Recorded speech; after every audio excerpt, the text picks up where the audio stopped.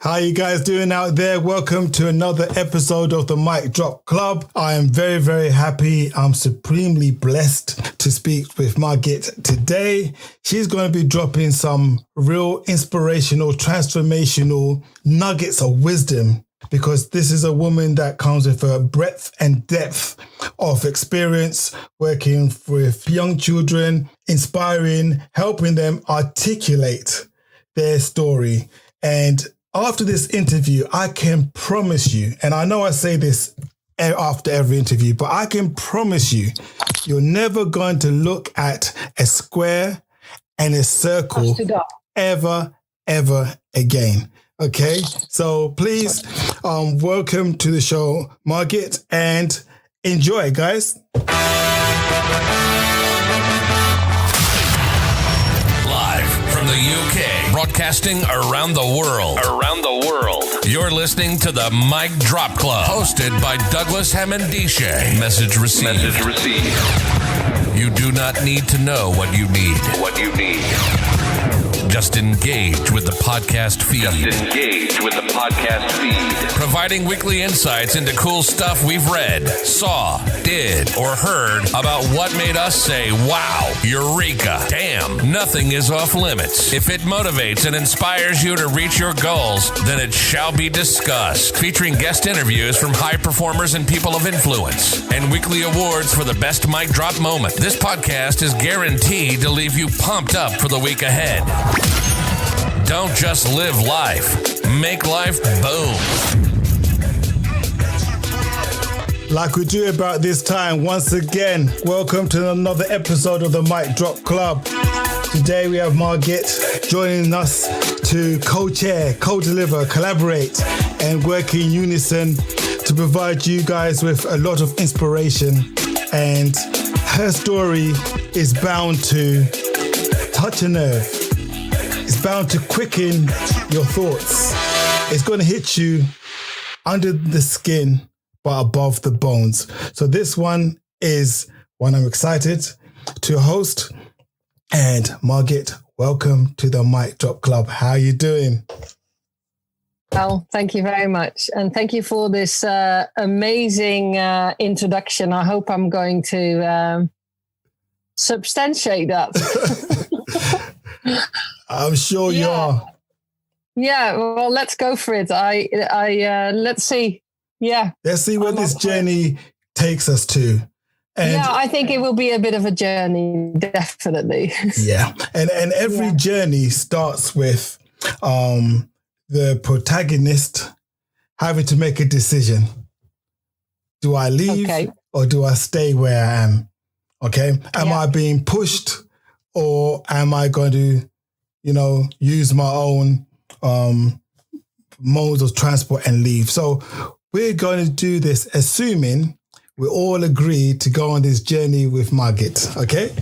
And it always starts with the beginning. So how did you get involved with transformation, motivation? What has your journey been like? Oh, where to start? I think, just doing life, and then getting older. And the older you become, the more you realize that actually you are constantly transforming. And I think doing my study, I studied to become a professional wellbeing practitioner, therapeutic wellbeing practitioner. So I work with children and young people. And by doing that study, I learned much more about myself. And even though that was later in life, I think it was very necessary for me to do that journey into myself in order to be there for others. Because I've been told, you can only go as deep as with somebody else, the deep you've been yourself. So in order to understand somebody, you need to do your own homework and your own inner world and your own reflections and your own understanding of your past and your childhood, and to become an empathetic listener, deep listener. Correct. Yeah. And I think the key word there was deep listener. It's something that... Deep listener. Yeah. It's something that we take for granted, that we are listening There are a lot of words around active listening and all these ways of framing listening.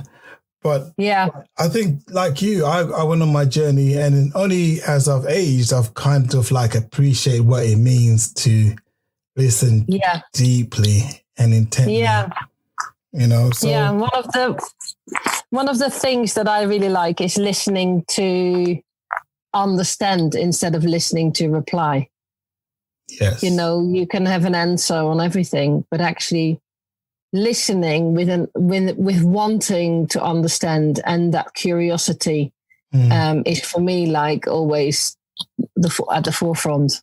Have you such a curious soul? Yeah, you do strike me about that. And one thing the listeners would not know is we had our first conversation probably this time yesterday. And I was left energized with some of the storytelling that you were delivering there. And it allowed me to also reflect on my own journeys and the fact that you can be inspired by people that you have minimal interaction with. I think that was one of the key themes of one of your stories. You don't have to have this up in your face, I'm there all the time. You know, we do touch each other, although those connection points might not be deep. A few words can really have a profound meaning for individuals. So totally. Have you always have had this curiosity to... I think so. Yeah, I think so. But again, I only come to realize that when I was older. Was there a compelling event that triggered that? A compelling event, or was it an accumulation? No, it's just, I think maybe of the last 10 years that I just kind of think, wow, that is why I am inspired, why I'm staying inspired, why I love people, why I want to listen to people, why everybody has something to tell me. And I'm always finding that bit that I want to hear, or I'm always curious. And I can sit in a tube carriage and just look at everyone and just think, wow, where is this person going to? Or where have they just been? And look at them. How much in love are they? Or it's like, ooh, these two have something to sort out. Or just these lovely, innocent kids that, I just those minds and the questions that they ask their parents. It's just great. I just went to the chip shop and picked up some fish and chips, and there was a man outside with a little boy. I think he must have been 3 or something. And just being waiting next to them was just the joy. It was just a joy because I'm just kind of curious about that little mind. And he's had like school for the first time this week. And and he was asking about like, what's that creature in that car over there? And it was like a sort of soft toy in there. And he was curious himself. And I think curiosity is being, for me, very, very much sparked by children. And I think it keeps myself and me young. And keeps me childlike and being able to play, because playing is what I want to do. Correct. Playing is so important, and it could be whatever it is, but play is, I think, something that is, lacking a lot in society. And children need it a lot. Yeah, sure. That interaction and you fuel that imagination and going on the journey where they want to go. And so I was kind of just with my mind in his mind, and I was going, wow, this is so, I don't know.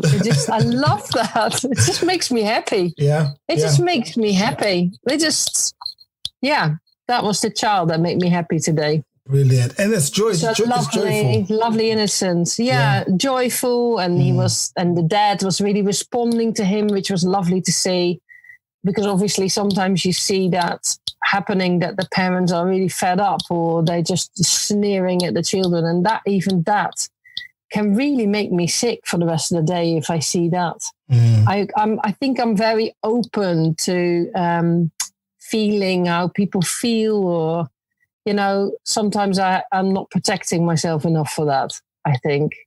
Or can you ever? But yeah. Can you ever? But I want to feel. I'm daring to feel. Yeah, I think that's part of, you know, the way I kind of live. Yeah, the way I want to live. Yeah, I choose to live. Yeah, and I think you're saying it rightly in terms of how you're choosing to live, because it does take a concerted effort to put yourself out there, particularly smiling at a child or looking at a child that's not your own. I know you have to be really careful the way you do that. And the child sees you smile and then checks with the dad, is that okay that this lady is smiling at me? And then I have eye contact with the dad, and then like this, all this stuff going on. And I'm very aware that they could really make somebody very upset too. Or they kind of like go like, you know, mind your own business. Yeah. Yeah. You know, but you sense that quite quickly, and you just kind of go, okay, I just need to just wait for my fish and chips. It's fine. Good evening. And Friday. And Friday being typical fish and chip day. Yeah, for me it is. Okay. Yeah. I have to ask you this question. I'm going off track a little. Describe for me your perfect chip. Okay, I've got different ones, but that I like. I actually really, really like the ones that we have in Holland with satay sauce. Okay. Yeah, that, you know, the chips in Holland are very different from the chips in England. In England, they are sort of white, flabby, big fat, sort of salt and vinegar kind of chips. And they're really nice sometimes. But what I normally do, I buy them and they're in the oven now. Yeah. So I crisp them up a bit, and then they are perfect for me. Brilliant. So golden, not so white. Like, no, I like them a little bit brown. You know, you're definitely triggering my taste buds there, because I always ask this question. We had another guest, Nicholas, on the show, and we were describing our perfect chip. And it's amazing how you can be transformed into a different time, place, just by talking about a chip that comes out. Yeah, I think it maybe really says something about, the way you like your food. Yeah. Indeed. So you did talk about being able to actively listen, and listening with an intention to understand, opposed to listening in order to respond, which is what a lot of people do. I've been guilty of that myself many, many times. Listen out for keywords. I'm in with either a rebuttal or something that I think I can add to the whole debate. But in terms of listening to understand, what does it actually look like? Because embracing a silence, I guess, is something that a lot of people will struggle to do. Just being still and silent in the moment. Yeah, even that I love. Yeah. But it takes time. If a child is coming to me and it just wants to be sitting and just whatever, it's just not wanting to talk, that is something to listen to as well. And I think there is sometimes more words or more communication in that than actually just, filling it up with like, so what did you do today? Just like, just that is listening to what he wants. He's actually communicating that he wants to be still and he just wants to be. And I think just being in the space and feeling safe enough to literally be አይexactly how you want to be, that is the most beautiful gift you can give a child or a young person.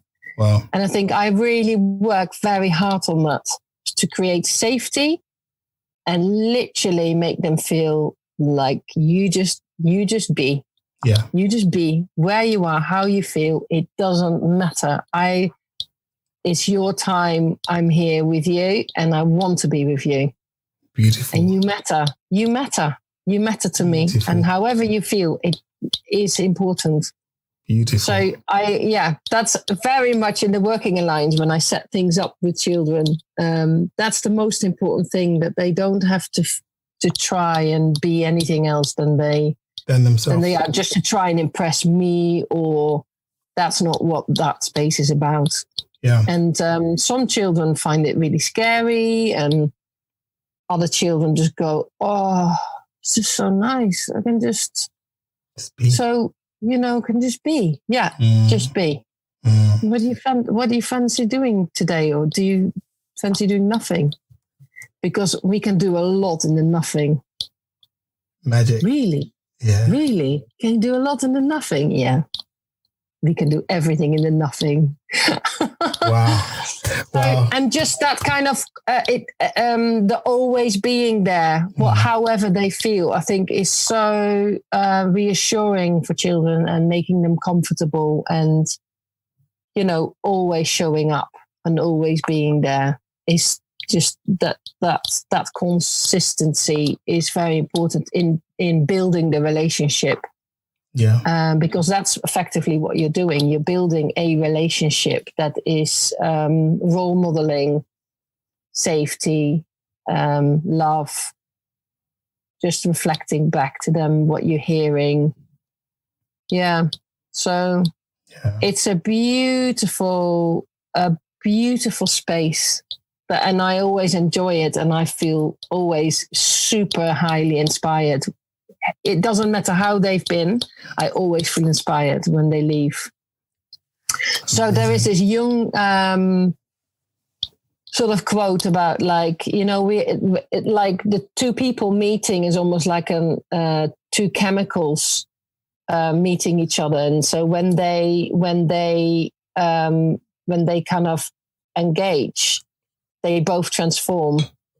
And that's what's happening. I think I transform as much happening with me as with the child. Yeah, I think so. Yeah. Yeah. And it's not about, okay, they need to change or they want to work on something. No, I have like countertransference, and like there's all sorts of stuff happening inside of me, and trying to understand what's mine and what's theirs, and what do I need to put aside, even though it maybe touches something of my own childhood, or, all that. So you have to kind of be professionally prepared for all those kind of things as well. It's definitely a skill. It's something that needs coaching, training for a few years at least before you can confidently do that in a safe way. And I particularly like the aspect of creating an environment where a young person can feel acknowledged and can feel safe to be themselves. Safe space. This is something every person that has children, or any person that gets involved with children should be able, and should be their primary directive. I think all too often, and I think the last few months, particularly with the COVID lockdown, children have been very much made vulnerable to the stresses of their parents, either in work or out of work, or work now has been redefined as they're in the house, how they engage. And the children sometimes can be the collateral damage in that midst. So I'm very keen to see how your training, your support in terms of reaching out, how far do you go to connect with these young people? Well, I have been thinking about it a lot over this time, and I want to kind of set up something where, because especially now kids are going back to school, that's a big transition that's happening at the moment. And I think they all have had 6 months of whatever they've been through. And if there is no way of expressing that or working it through, or having time at school to kind of maybe explore how it was for everyone, and learning and listening to other classmates, and just, I hope the schools are well prepared for that, because I think there will be a lot of trauma coming into the school that hasn't been resolved and needs especially holding and so I kind of, I've been walking around with this idea of like creating like, and it may be an online space where children can connect and just kind of like offload, or just have like a safe space to kind of actually say, oh, I'm all not sure about all of this anymore. And I don't know, even I want to be back at school, but I don't want to be back at school. And it's all, yeah, it's crazy time. That nobody's ever been through this. Yeah. We've all been going through something completely new, and everybody is like finding their new normal. Everybody is finding their new rhythms. Everybody is finding their new selves on how to cope. There's been some truths coming to the surface which are unbelievable. Yes, there has. There was no more hiding anymore. So, in one sense, I'm really happy about that. And I think it's really beautiful. And there are maybe a lot more consciousness in general. But there is also, like the domestic violence and when it's gone through the roof. Yes. I've got colleagues of mine that work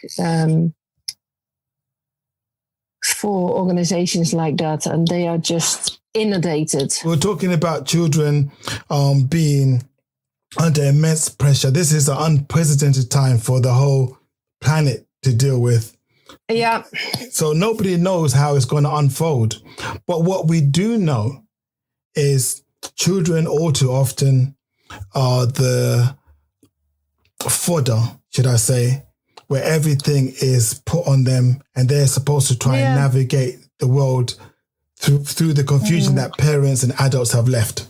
If the adults don't know what they're doing, what more for the young people?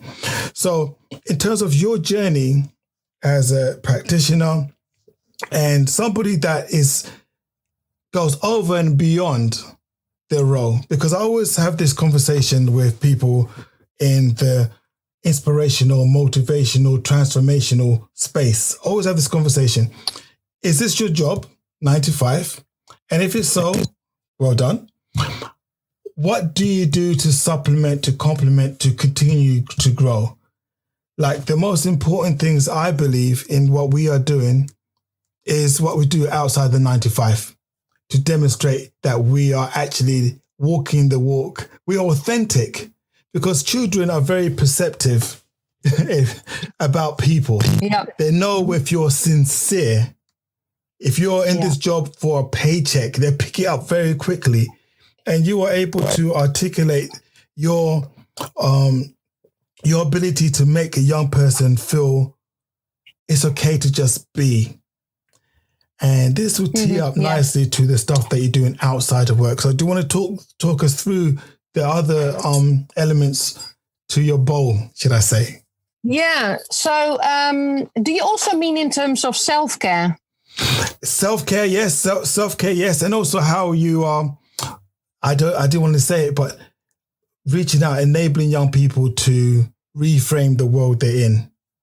More and more, I realize that my community, just literally my community around me is what keeps me inspired, keeps me realizing what's happening, because I've got literally everything under the sun walking past my house. And I probably have to introduce the board that I've got in my front garden, yes, which is why I'm so connecting to the to the community. And that's a bit of a funny story, which I can tell you. But what it effectively does is a chalkboard in my front garden, and I put every day a quote on it, something positive, just something small, something insightful, something that is a no-brainer, something that just is like a little bit of a nugget of information, or just a sign of life, really, and a sign that we all are going through stuff. And so people that walk past would would resonate with it or not. Yes. Sometimes all the time, sometimes not at all, but it doesn't really matter. But what it does do is it connects, and I've been doing it now for 7 years every day. So it's a massive sort of commitment that I've made with myself and to the community, because I've had many people saying, you don't dare to stop ever this, because it will be lethal.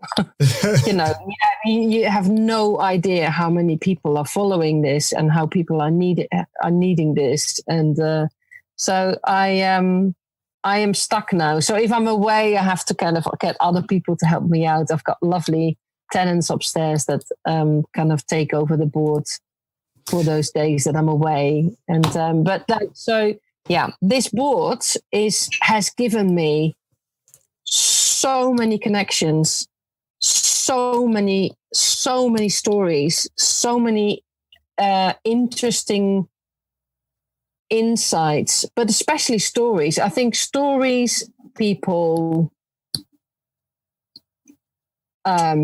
children, that's what inspires me. No. So if I don't work with children, I am listening. I'm always listening, always open to whatever needs to come in. Brilliant. And everything is so connected. Everything is so connected. You talked about connecting, the connection. And before I go on, I think it's very, very important that I acknowledge you and your Blackboard, and also to allow listeners to fully understand the Blackboard concept and where it resides. Typically a Blackboard, chalkboard, of which you scribe very old school, of which you scribe thoughtful messages, and you put it out there for the community to observe. And you've been doing that for 7 straight years. Okay. Yeah. If you want to follow Margit's Blackboards virtually on Instagram, check out at @PeckhamBird. That correct? That's it. At Peckham Bird, that's PECKHAM Bird, BIRD. And you will see, the plethora, the amount of messages that she has put out there. And just for that, the Mic Drop Club, we salute you, and we give you what's called an atomic mic drop. Check it out. Okay, guys, everybody ready? Atomic mic drop. I really felt that. Thank you. No, you deserve. It's really interesting. Sorry? No, you deserve all of that. Ooh. You deserve all of that, if not more, because you don't know how many people that you've touched. You know the ones that have reached out and have connected, but sometimes we can connect without without acknowledging or being acknowledged. Because I'm a firm believer that if you're open, you're constantly looking out for information that supports a belief system that you're having. For instance, if you say today's going to be a bad day, your natural instinct is to look out for things that will support today's going to be a bad day. But also if your inner world is troubled and you're looking for a piece of inspiration, if I was walking past your home and I saw one of those quotes, it would transform my whole outlook to the day. It could. It really could. I don't know how many people in terms of could have read something inspirational on the way to a job interview and got the job, on the way to a funeral and found the strength. There's so many different scenarios. Look at my arm. Look at my arm. It's got chicken skin all over. That is literally it. Yeah. That is what makes me want to do it as well. Yeah, it's beautiful. Exactly for those reasons, because I don't know how and what's happened, what it ripples out. I have no idea. I have an inkling, and I've got stories. Mm-hmm. I have been told stories, and I have people knocking on my door and telling me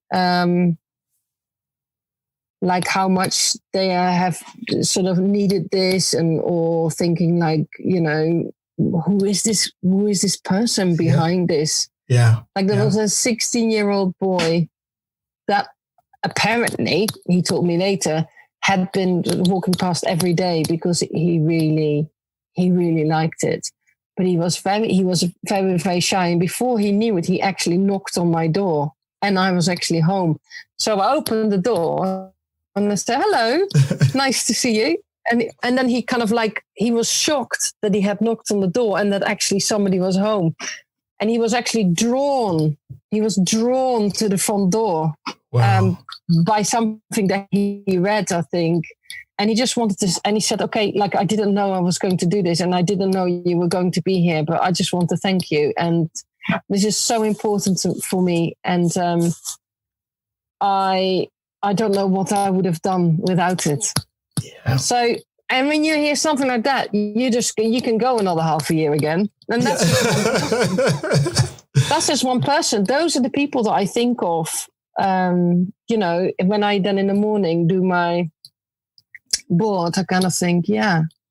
Can you imagine a world full of people with that mindset? It's not easy putting yourself out there, even with the view to help people. It does take some courage, takes that fortitude to say, okay, who am I, little me, to help big you out there? The big people out there, the people I don't know out there. What qualifies me? Fortunately enough for me, just to share your journey as well, my mum always used to tell me, pay attention to the message, not the messenger. Always. So I'm kind of like conditioned to not really look at people too much. I look at the actions. Yeah. I try to look into the eyes and see where they're coming from.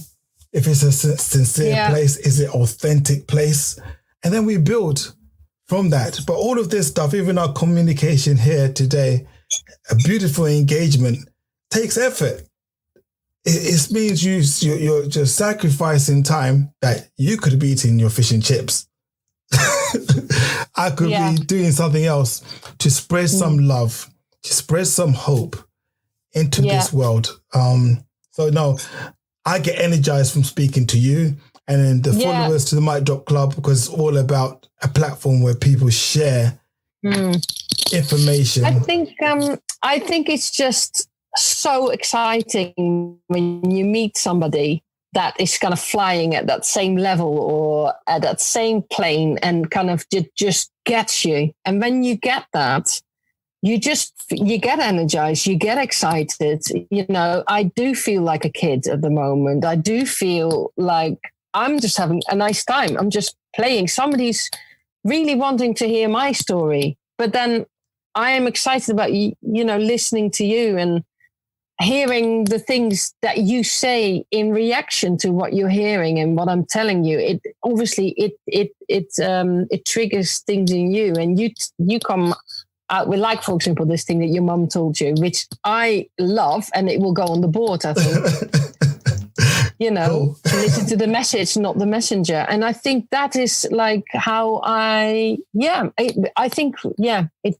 just feels like there is such a similar way of having learned from life and where you're at and where I'm at. And I think that just feels really delicious to just be in that kind of like. And you said my favorite word. Delicious. That's my favorite word on this whole planet. Yeah. You cannot say the word delicious without smiling. The weather can be delicious. Somebody can be delicious. The food can be delicious. But it's a word that when you hear it or you say it, you cannot be upset. Yeah, you're right. It's a great word. I love it. Yeah. Delicious word of the day. I love it. Word of the day. But I always say at the end of the day, I'm deliciously tired. I say that a lot. I'm deliciously tired. When you are you're contently tired. You're just You're allowed to be tired. It's okay. It's delicious. It's like, yeah, that feeling. Whatever. It doesn't matter. You've done enough. Yeah. Everybody can just like, I am tired, and it's a great feeling. So yeah, deliciously tired. So what other projects are you working on? Okay, so the board, because of the board, I get sometimes projects that come from it, which is really interesting. So I can tell you a very small little story that happened because of it, which is quite, I think, extraordinary. So basically, because I started doing the board, an older guy started to talk to me. And he then disclosed that he used to live in my house for 35 years. Wow. Before I moved in. And he moved literally around the corner from me in a higher kind of block, so he could still see his back garden, my back garden. Oh, wow. So he obviously has some massive attachment still to this house. And I invited that. I thought that was really amazing that he could tell me stories about the house. And, you know, he told me where the dogs were buried and, you know, where there used to be a pond apparently underneath where my kitchen is now, and like all these kinds of things. So it just made the house like having a whole other like life, and again, super curious and super interesting. Anyway, I always saw him in the week. We always walked past the board, and then suddenly I stopped seeing him. And then I spotted him like in a shopping street, but he lost half his weight. And I thought, ooh, I don't think he's okay. And then, got a really long story short, I found out through somebody else that walked past the board that needed some help. So I helped her, an older lady, and she happened to live underneath him, which I didn't know. And then she said she was doing shopping for a gentleman that was living above her. And then I don't know, I got this feeling like, is it Eddie? Like, you know, is it Eddie? And she said, yeah, how do you know? I said, I don't know. I've just got this feeling. And so I said, is he okay? Well, no, he's suffering. He's got cancer, blah, blah. We don't know how long he's going to live, blah, blah. I said, okay, would you mind if I get his door number and I'll put a little card through the door. So I made him a card and I sort of said that I've missed seeing him, and that I've heard that he had cancer, and, you know, if he needed any company or anything to let me know. And so he called me and he said, can you come by? So I went to his house. And when I arrived in his house, he was very proud, as in showing the inside. The whole house was Elvis. The whole house, mirrors, pillows, his bed sheet. He had like an Elvis suit. He had like, wow, all that. He had like a sort of like glass wall full of stuff. Like it was a museum basically. And I was flabbergasted. I was like, wow, man, does anybody know that you got this? And then he showed like CDs that he had been recording of. Apparently he can sing like Elvis, and he's been just recording that on a little tape recorder that he had from his parents, but just for himself, not for anybody else, just for himself, because he liked doing that. And I just, wow, what a character! I mean, unbelievable, and you know, so humble, so like not being out there like to be seen. Like just doing his own thing and just having pleasure from that. And so we listened to some tape, and you could see his feet like going like that. And I filmed a little bit of that. And then I sort of said to him, I really don't know how long you've got to live yet, but is there anything that you still would love to do or hear or experience before you go? And can I maybe help you with that? Because that would be, I would really love to do that for you. And just don't be worried. I'm not scared about anything you ask me. If I can do it, I will make it happen. Yeah. And he said, like, well, you was in the papers. Like, apparently I was in the paper with my blackboard. Okay, cool. In 2 different newspapers, and he had seen it, and he was very proud of it because it was his house, and like, he was obviously very on it.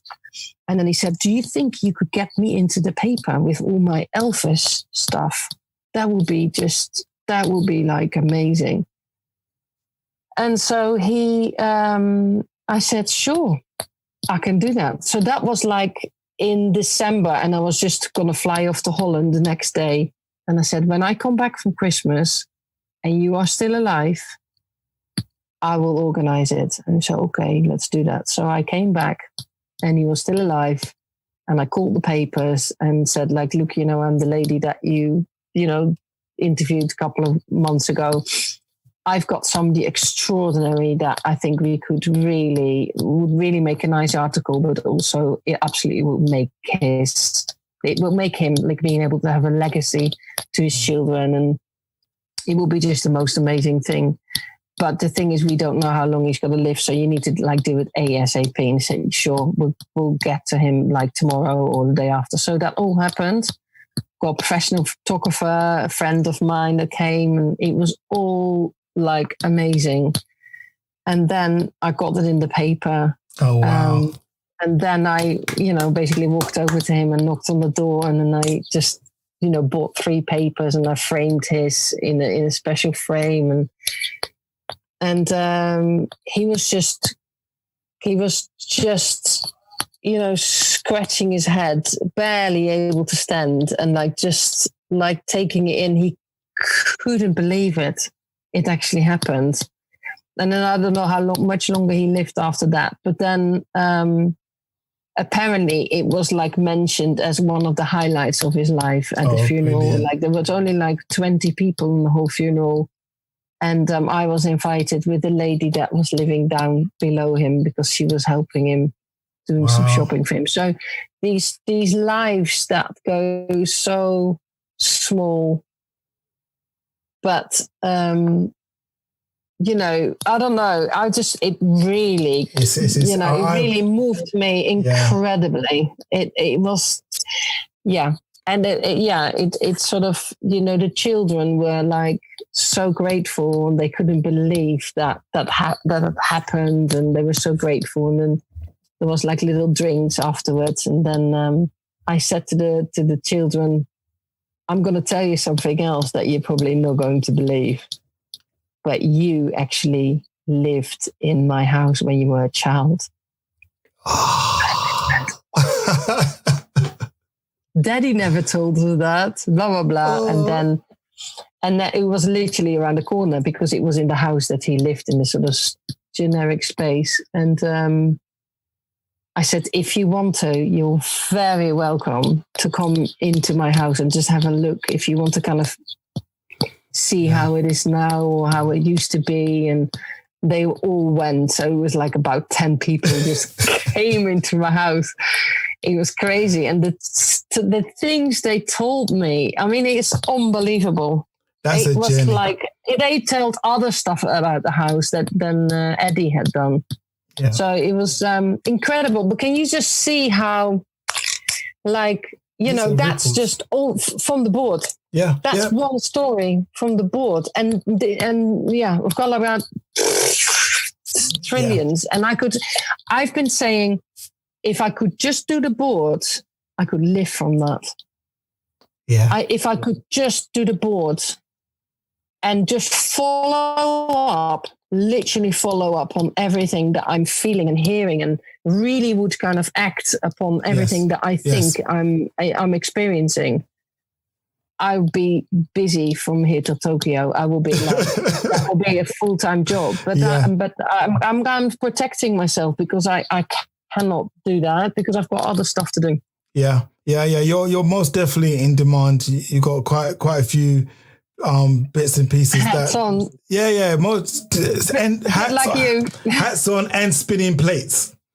Hats on and spinning plates. Yeah, but I like it as well, because everything is inspiring the other things. And what I've realized, obviously, much later in life, that everything still is connected to the same source as in where it comes from. So it might come out that way. It might be coming into my role as a wellbeing practitioner, but also I'm a graphic designer. I'm a creative communicator. I work in a kind of social, ethical marketing agency. I freelance. I do anything for good causes, fundraising events, anything. So I kind of like have this whole other kind of hat on sometimes in a day. I think therein lies a very, very important message to people. Too often we tend to go down a career path and be very much limited to, I do this. That is me. So I'm a painter, I paint. I'm a mechanic, I fix cars. When, as you said, your source generates so much energy that there's spillage. And when there's spillage, it can come out in any direction, like magma, lava, it just comes out. And being able to acknowledge that and having a vehicle for the spillage to go out into different directions is very, very important, because too often when I look on, say, for example, LinkedIn, professional networking sites and all this, people tend to be one-dimensional. That's all I am. And I think, no, we're three-dimensional. We occupy three-dimensional space as human beings. Yeah. So therefore, there must be something else about you that you do. But it's society that makes you have to think that you are a specialist in something. I paint. But actually, to be a generalist, as in doing all sorts of different things, is very confusing for people. And also people are not believing that if you can do anything on all sorts of different levels, they don't feel like they get the best from you, because how can you be the best at all of these things? Yeah. So it's very unusual as well. I think it's really rare as well to be able to do that and have that bar, because my bar is very high in terms of what I want to produce, what I think is good enough, all of that. And I think as soon as people get that gist of it, that you are kind of not like, oh yeah, I'll do illustrations as well, but just as a little bit of a hobby. No, I'm a professional illustrator. I love illustrating.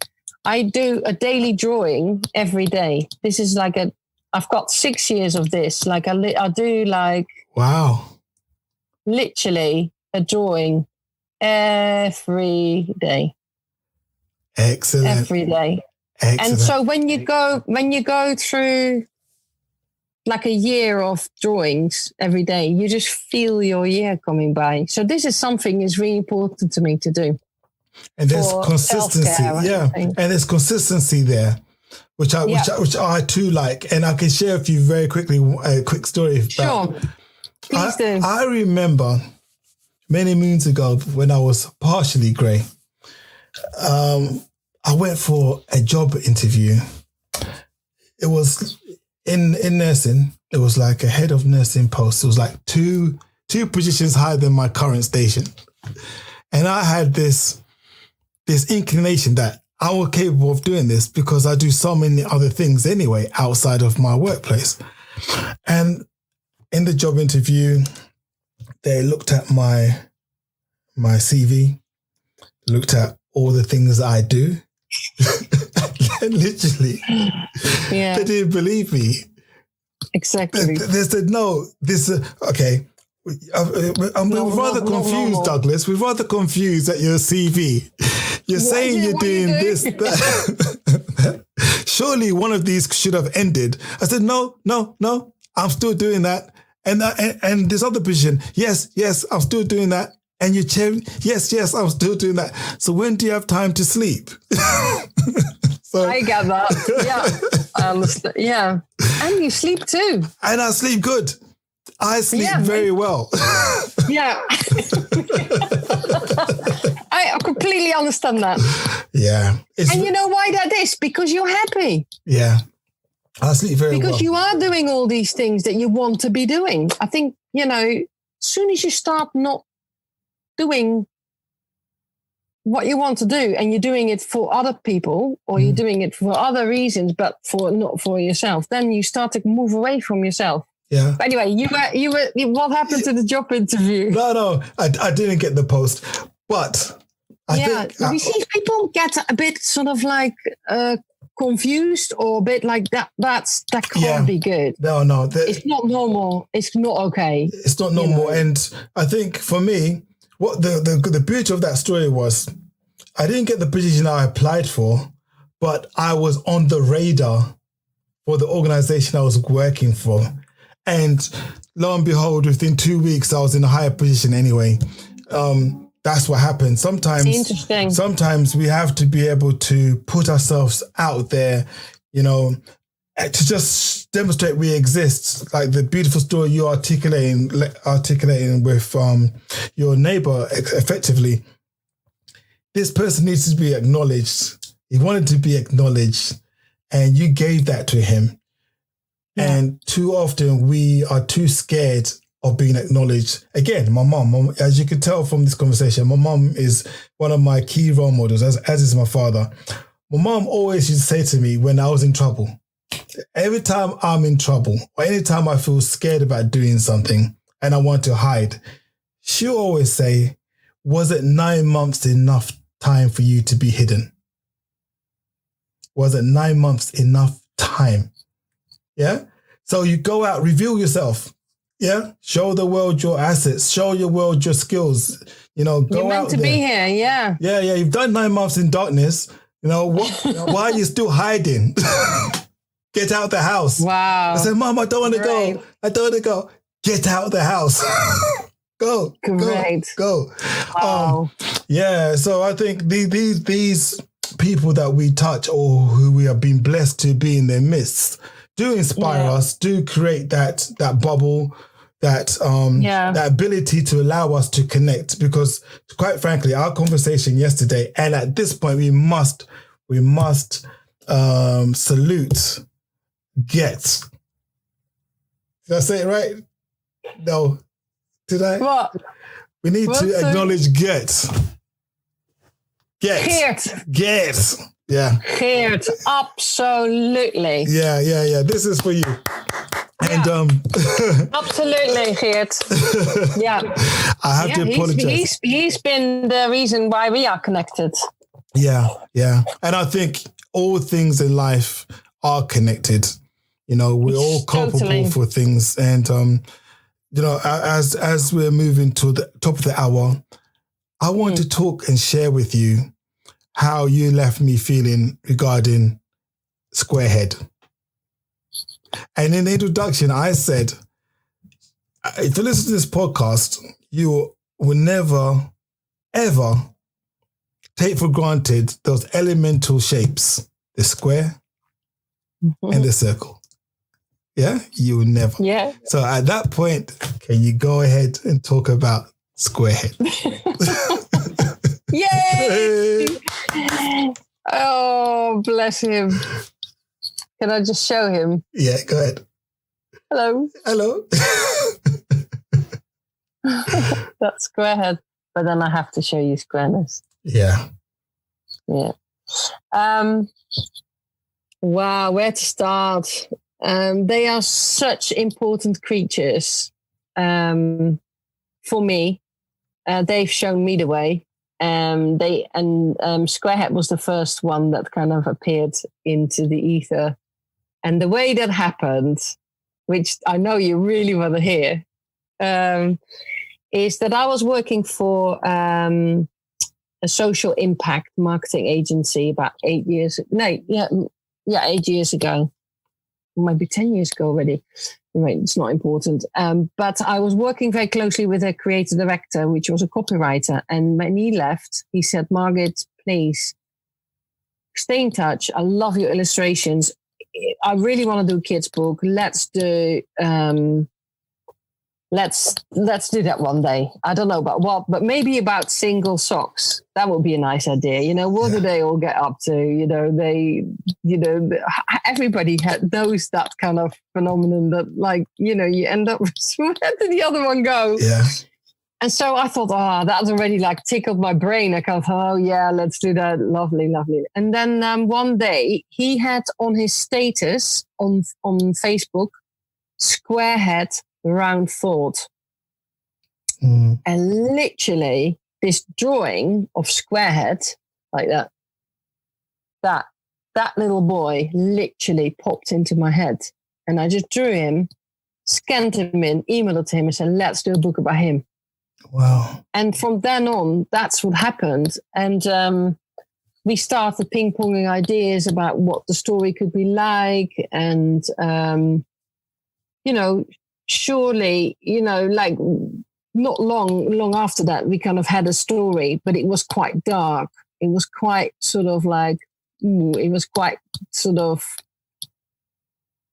you would kind of think if that's for children, there might be some stuff that's a bit maybe not kind of PC to have in there, because it was about squarehead. The start stayed the same, where squarehead grows up in square world where everything is square, and then one day he was lying in the grass looking up in the sky, and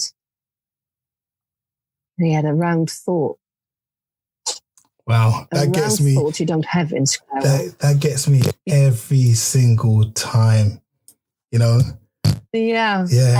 And so the round thought made him feel actually different. It made him feel scared. It made him grew lonely, and he was being teased because he was having round thoughts. You don't have round thoughts. And he was asking his dad, what do I do? Well, you just kind of forget about it. It will go after a while, but the word had come out. Everybody knew he had round thoughts. And then one day he drew a round circle in the class, and all the children were laughing and laughing and laughing. And he left all the way home. And so effectively, this round thought is a symbol for everything that everybody is different about. Like, everybody is unique. Everybody holds something in that circle that makes them the way they are. So all the things that make you different are the things that make you you. And so Squarehead goes on to an exploratory journey to find out what that round thought is all about. And he actually just, for the grown-ups amongst us, he actually goes into the inner world and realizes that what his fears are, what he's scared of, why he didn't want to accept that he can have round thoughts. And so at the end of the book, you realize that actually it's totally okay to have round thoughts. It's totally okay to be unique. We're all different. We need to embrace it. So it's helping children to find that sort of confidence and self-love and self-worth and understanding that actually you can have all these weird and wonderful things that make you you. And actually it's a gift to be different. It's actually, understanding that is a big journey for children, because everybody's trying to conform, everybody's trying to fit in, so they belong to a group. Yes, and to be different is scary for children.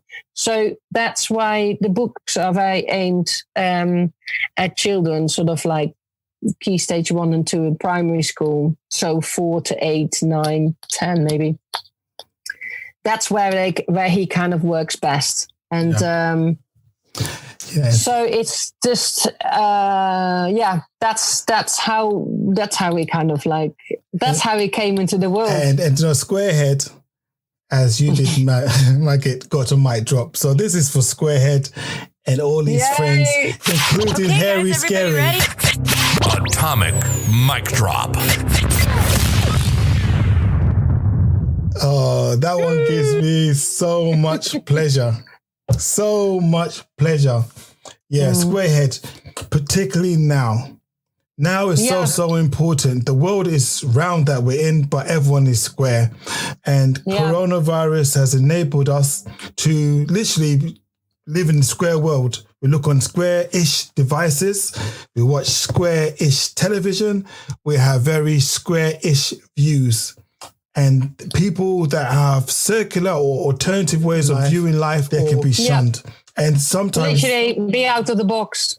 Exactly. And this is not what this is about. This is about enabling young people who one day be adults, who one day be older adults, to have the resilience, to have the courage to live the lifestyle that they want to live and be who they are. Because who are we to jump on their space and say, no, you have to conform, you have to be like this, you have to think in this particular way. So much trauma is caused that way, even in adults. I've worked for now almost 17 years in mental health, and you can see the effects in an adult, and you can kind of like predict how they were as a child. And you can also see how they will manifest as an older person just by restricting their ability to be themselves. Just be themselves. I was coaching a young kid, 14 years of age, beautiful individual, very bright, very articulate, and very tactile. I wanted to touch things all the time. And on this ward I was working on, he said to me, Douglas, I really want to go to the gym with you. See? Why do you want to go to the gym? How he presented was the opposite of gym type, like a jock style. There's the lightest walker, everything about him was lighter. I said, you sure you want to go to the gym? He said, yeah, I want to go to the gym. And he started naming all these action hero characters that he wants to have a body like. 14 years of age, you can see where I'm going with this. So it was causing him a lot of trauma. So we did go to the gym a few times. But then as I got to know him better, I asked him, are you sure this is what you really, really want to do? And I asked him this question. I said, what makes your heart sing? Yeah. What makes your heart sing? What will you do without encouragement? What will you think about without somebody prompting you? What is your natural inclination? You know, what is that thing that you want to do? He started crying. So days went by and he said to me, Douglas, I want you to help me. I want to have a conversation with my mother. So I said, okay, what's happening there? So what was happening, this young chap was going through issues around his gender. That was the trauma for him. Not only he had these issues going on in his head, he also had the expectations of his parents to become a high flyer and go off in a particular direction. When he wanted to be out there on media, you know, doing stuff, he had his keen eye for fashion. So everything that he was living was contradicting his natural inclination. So we did have a conversation with his mother. Mother struggled to really understand what was happening at the time. But over the weeks, she kind of thawed to reaching the acceptance, which every parent needs to do, that although you can be a parent or look after a child, they don't actually belong to you. They come here with their own journey. And, and they just need us. Kind of like a kind of holder of the journey a little bit. Yeah. We play a role. Like alongside, really, isn't it? Yeah. We're like a coach. And that's the way I like to view my professional role. I'm more like a coach. It's your life. You know, I can signpost you for information to empower you to do what you want to do. But if anyone's like me as a child, I never did what I was told anyway. So there's no point in telling people you must do this. And this is why when I saw that. But you know, for me, the question then comes, where did you get that braveness and okayness within yourself about to actually that it's totally okay to do what I want to do and I'm not going to do what I've been told to do? Where does that braveness come from? That courage? Yeah. For you. For me, it's a question to me. Yeah. Okay. Yeah. You said like when I was small, I used to just whatever. Yeah. I never did what I was told to do. I'll just do whatever I wanted to do. Yeah. Where does that come from? There is somebody that's been really giving you that positive courage and belief in yourself to be able to just. Yeah. Yeah. My parents, I would say that, and also my upbringing. I think some of the fans or the listeners to the show, they will understand my journey. I came to the UK as a refugee from Rhodesia. So I was 4.5 at the time. You see, even though you're young, you see carnage, you see death, you smell death, and you see the worst of humanity as a kid. And you come to the UK, you go through bullying, you go through all of these things from people even that has the same skin color as you, because you're not speaking good English. You're the embodiment of everything that is native and barbaric because I'm talking about going back to 1977, so things were different then. I think that experience, not just myself and my 3 sisters went through that, and my parents trying to make a life for themselves. You can go different directions, but it's how you channel your emotion. And I chose to, when I became more consciously aware of myself and my capabilities to articulate myself. My accent when I first came to the country was thick, and it was like, nobody understands him. Now people quite like my accent. I'm used to that. I'm comfortable in my own skin. But that's a journey, and without support from people around me, I would not be able to make that journey. Yeah. So I really feel, and I really want other people to be enabled, to be liberated from being forced into a condition or a state of thinking that's not their own. That's worse than any bondage you can give somebody, Yeah. Oh, wow. I'm very moved by that. Yeah. Obviously, I'm not like all the listeners out there. I've only just come around the corner meeting you. So it's that's quite big what you just sort of shared there. No, thank you. I'm uncomfortable with it because, again, I cannot be ashamed of my past. And back to your story about the previous homeowner.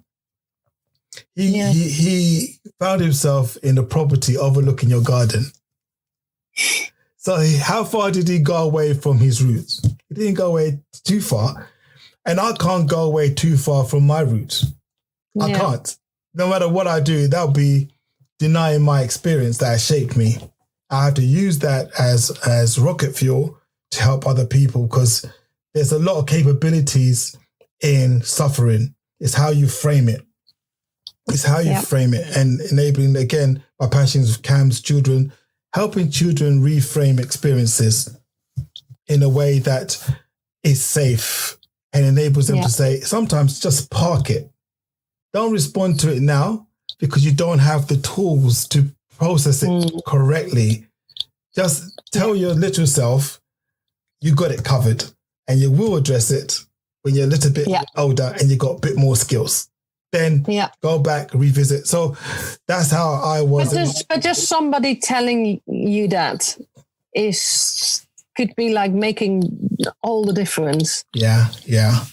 Because I think when you are living in stress and frustration, anxieties and overwhelm and, very low emotional well-being, then you can't even, you think you need to solve it now, today, tomorrow, next week, otherwise I can't do my life. Yeah. But somebody that is that experienced and comes from a place of trusting, obviously that takes time to get that dynamic, but to then hear it's okay, just park it. Yeah. It's okay. Let's just do today first. Yeah. But we don't need to solve it now. It is like the whole bag of potatoes must fall off their shoulders and just kind of think, breathe. Yeah. Just breathe. Literally, just breathe first. Let's just do that. Wow. Do you know what? This conversation is delivering and has delivered on so many different levels, which we discussed yesterday. If you're a parent out there and you really want to buy a book that will inspire your child, that you can share and actually grow as an adult and yourself, I'm going to put all the links to how you can get hold of I Am Squarehead. And we wish that all the luck, all the success it deserves. Not even luck. I don't know why I use that word, but it didn't come from a lucky space. It came from an informed space. Yeah, that's where it came from. I am the messenger. But don't listen to the messenger. Listen to the message. Also, just to add to that, the books I've written like a lessons for life plan. So all the lessons are being used by schools a lot, and they sort of tackle all the themes that are being discussed in the books. So that's like a sort of creative, integrative, relational way of tackling all these kind of things. And there's activities and communication tools and lots of things that children can do activities together. And I've heard so many amazing results from that, because it encourages the teachers as well. And it helps them as well to sometimes talk about emotions where children are not used to talk about emotions and, all of that. So it's at the moment, if you order the books and you're interested in the lessons for life, they just get emailed to you. Brilliant. So it's really useful too. And I would give you another mic drop, but you're becoming a bit too greedy. Because no, you don't have to. No, for this point about teachers.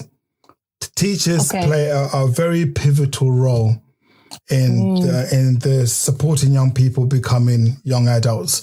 And sometimes they need to be supported themselves and need tools to enable them to make better judgment calls and better understand where they're coming from as well.